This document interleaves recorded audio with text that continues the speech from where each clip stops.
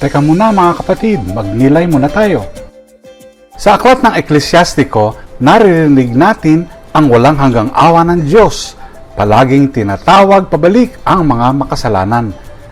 Sa Ebanghelyo ni Marcos, hindi maiwan ng binatang mayaman ang kanyang kayamanan upang sundan si Jesus.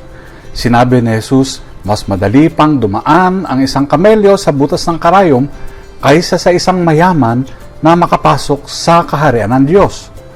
Ngunit sinundan niya ito ng, sa tao, ito ay imposible, ngunit hindi sa Diyos. Sapagkat sa Diyos, lahat ay posible.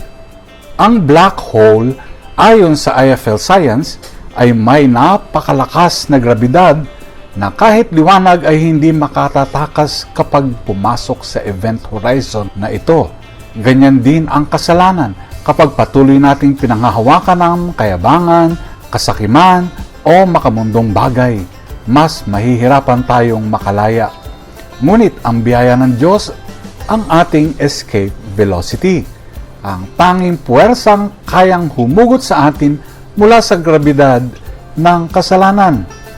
Ang binatang mayaman ay masyadong malapit sa black hole ng materialismong ito, kaya't hindi niya kayang sumunod kay Jesus. Ngunit pinaalalahanan tayo ni Jesus na sa tulong ng Diyos, maaari tayong makalaya mula sa kadiliman at lumakad sa kanyang liwanag. Atin pong itanong sa ating mga sarili, ano ang mga black holes sa ating buhay espiritual? Handa ba tayong bitiwan ito upang maranasan ang kalayaan kay Kristo? Naway magtiwala tayo sa awa ng Diyos, magsisi bago mahulog sa kasalanan at yakapin ang buhay ng tunay na pagsunod kay Kristo. Amen.